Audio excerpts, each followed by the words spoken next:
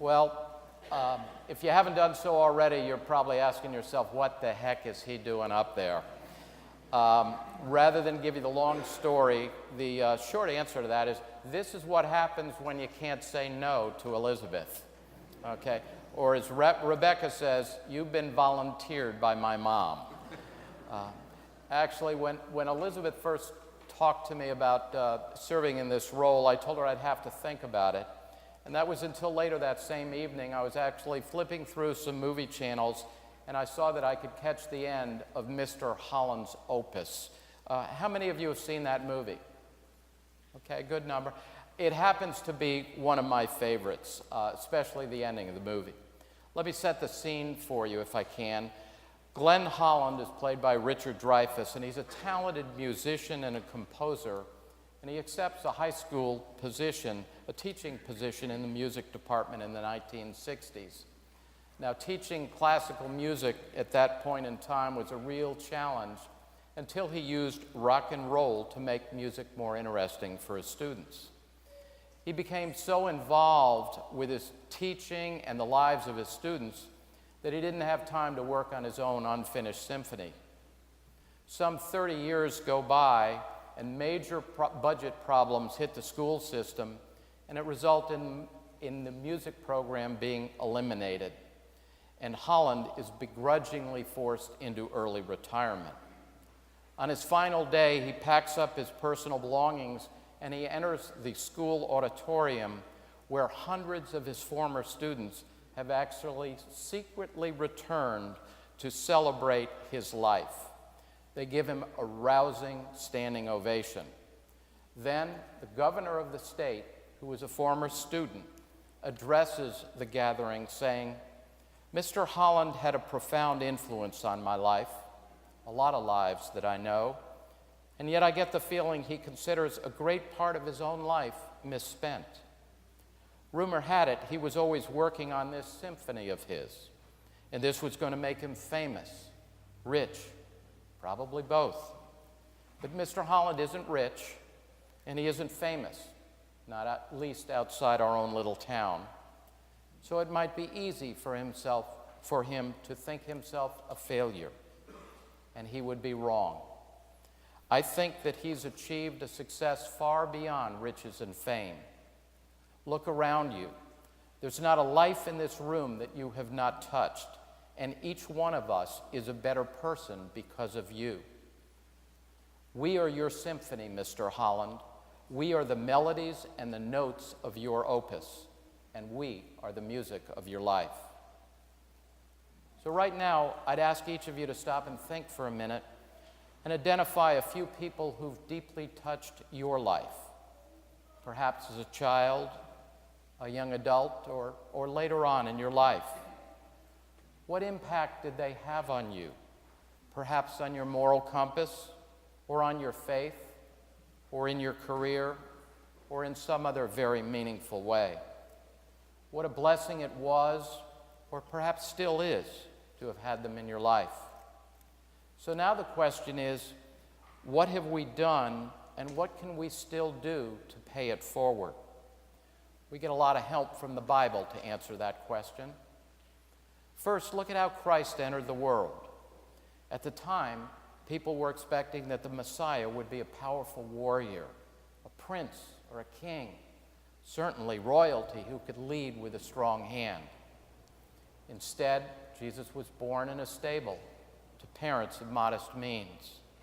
He was not a large or physically powerful man. Rather, his strength was in his mind and in his heart. He came not to rule, but rather to serve. In Mark 10, verse 45, we read, "For even the Son of Man came not to be served, but to serve, and to give his life as a ransom for many." In John chapter 13, we read about how Jesus sets an example for all of us to follow. He washed the feet of his disciples, a task normally performed by servants. He was encouraging his disciples and also us to follow his example and serve one another. How else did he serve? You know the stories. He fed thousands, He walked hundreds of miles to heal the sick and raise the dead.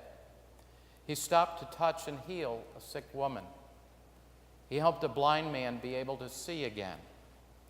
He spent his time with outcasts and the brokenhearted.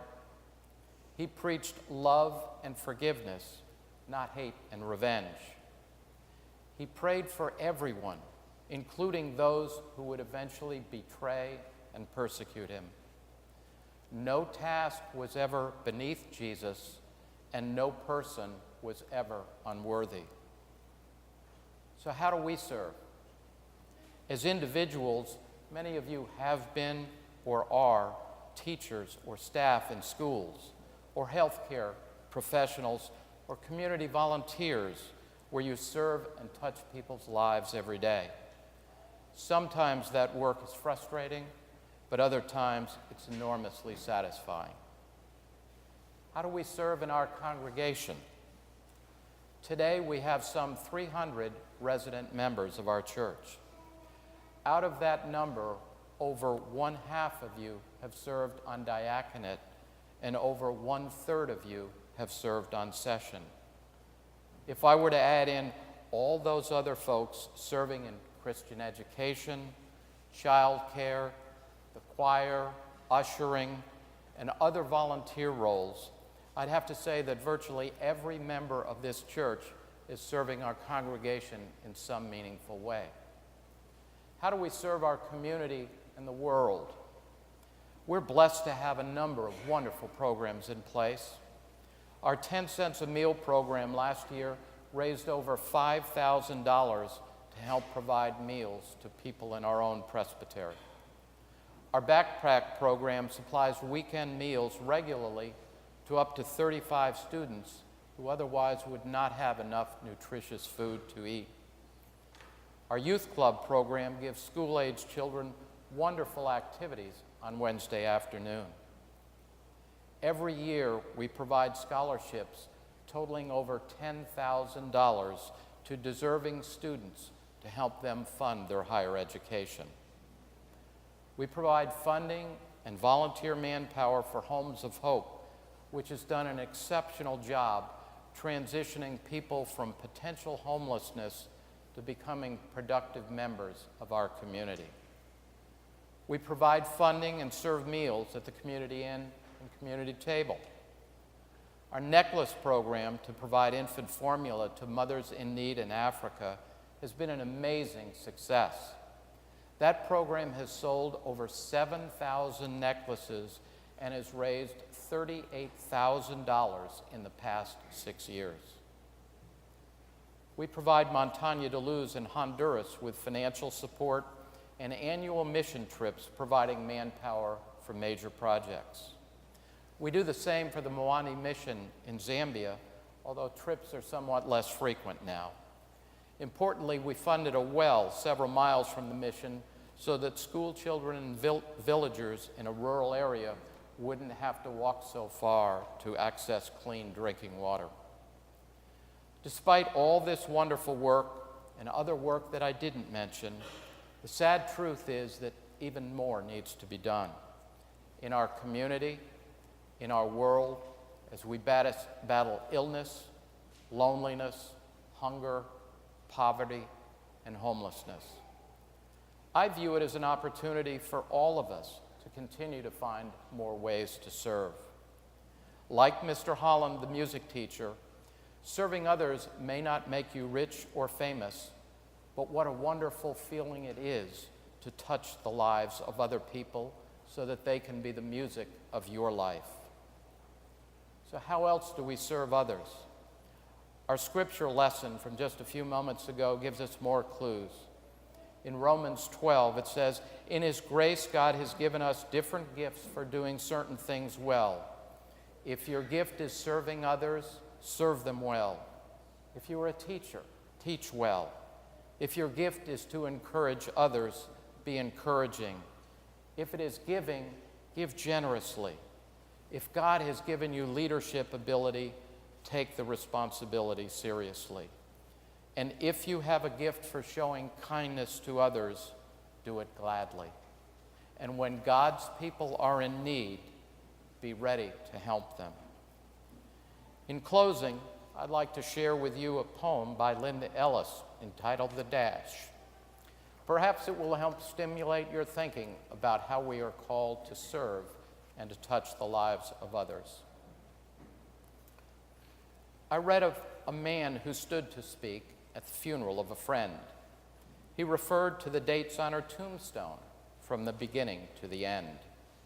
He noted that first came her date of birth and spoke the following date with tears.